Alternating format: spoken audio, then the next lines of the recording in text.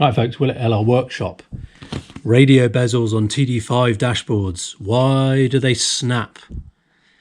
I think in some examples it's a case of user error, and I'm going to talk through some of the examples here with a bunch of stereos and try and get to the bottom of why these things snap, because they don't snap from the factory. The way they're designed, they shouldn't snap. And I've driven Defenders, and so many of those, the bezel has been broken, and it's always been aftermarket stereos that have caused it to break. So these parts are getting these are obsolete. You can't buy them new anymore. And when they do come up for sale, they're very in undamaged state. They are very expensive. You'll either get them in Brunel, grey, or most commonly in black. And they tend to fail up here, so we can see there's a lot of cracking in there, for example. And if the screws have been over tightened, then they get cracking around here as well. So it's very common to see a stereo that's just slumped in the back, and this is completely split through here. Most of the vehicles I've ever driven with Defenders have had these broken, completely snapped through. And you look at lots of vehicles on eBay and they're all snapped as well. This Defender here, when I got it, it had the stereo completely ripped out, and it was just mashed up, and it was just gone. You can tell it had some problems and they just ripped it out.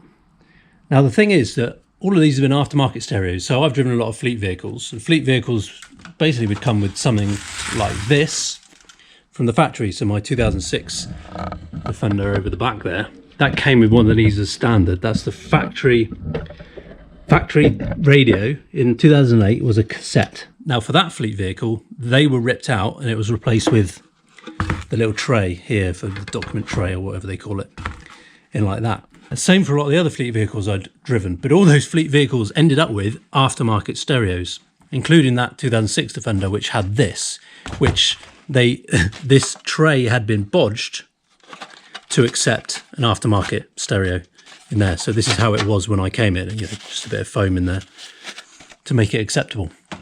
But with the Defenders and Belize, everything, they all had an aftermarket stereo, and it had all broken and collapsed. Why is that? Let's take a look at the difference. And really, it's that. It all comes down to the listed little nodule on the end there, which has a specific part number. That has a part number based on a stud on the back of the radio. And that is designed to go into the backing plate right there. So when that sits at an angle, this is horizontal, and then that fits into there like that in the back. Slots through, so it supports the back of this radio, because this thing is heavy. That's a cassette deck that weighs probably 2 kilos. That thing is very heavy. When we look at the tray, that's also got a spigot on the back, so that would also be fitting into the back here like that. Now over time, stereos have got smaller. So this is one of my old ones from about 2010 or so. About the same weight. It's got a CD in it. Remember when these things used to detach and you take these things off? That's also very heavy. A similar kind of depth, but it doesn't have the spigot on the end. But it does have this standard threaded hole for something on the back. Now this one actually went kaput, and I bought this one which replaced it. And this is from a 97 Defender, and I'm currently upgrading to a Blaupunkt. And this one's been in there 2015. I put this in the Td5 dash, and this bezel hasn't snapped because I did this. Now these are shorter than the standard ones, so it doesn't actually reach back to the hole in the back of here. But this one, funnily enough, came with this strap, and I didn't really know what to do with it, but I saw that it came with a stud as well. So I built a little leg on the back, basically just to hold the weight, support the back of it, because these things, this plastic trim is basically supporting all of this on a cantilever otherwise. This thing's not as heavy as this one, or even this one with the CD in it. But there's still, if you're going over vibrations and what have you, there's still a lot of weight to be held just in these plastic clips on here. And this is the weak point where they tend to go snap down there.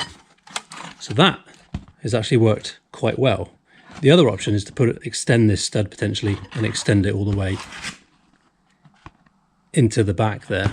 And I'm pleased to say that this one has not been snapped. So anyway, I'm going to be upgrading that to a new Blaupunkt radio. These have been frustrating me for many years because basically when you turn them on, they're like an arcade machine. And I've had this for so long, and when you're driving at night, this thing's bright, and I've basically got to choose between having the radio on or having the radio off because the glare is so much of a nightmare. I've thought many years about putting a flap, taping a bit of flap over this so I can just flap it down and cover it up. But I've finally decided to bite the bullet, and I've gone for a more modern version, which has got very muted OEM styling. These things look like you're a boy racer, and this is what I always thought you'd have to get with aftermarket stereos, but no, a bit of a tip on a forum, and I've realised that you can get something that looks a lot better.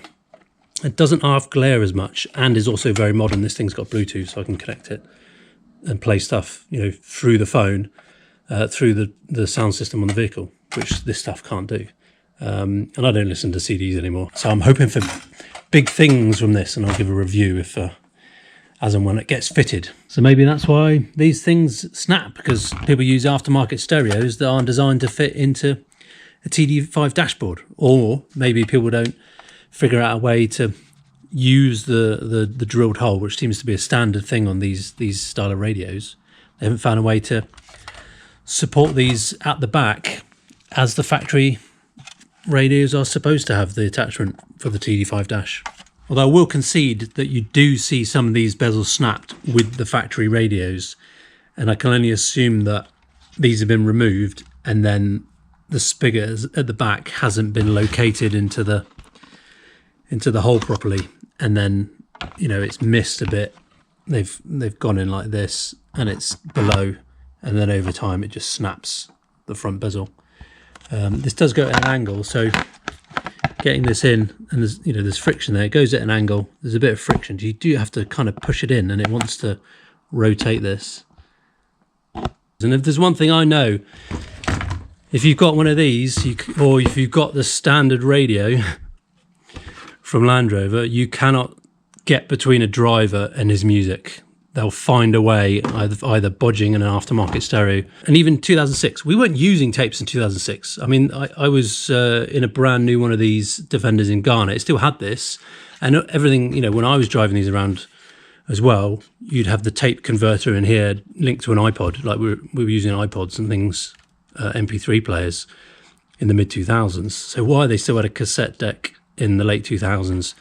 I mean, they did have a CD option from 2003, but rest of the world spec still had the tape and still had this one. So even if it did have it, it was still probably going to get upgraded to an aftermarket radio, because that was old school at the time. Yeah, I don't know whether to repair this one. This is a surplus one. I don't know whether to repair it or however repair might work that well.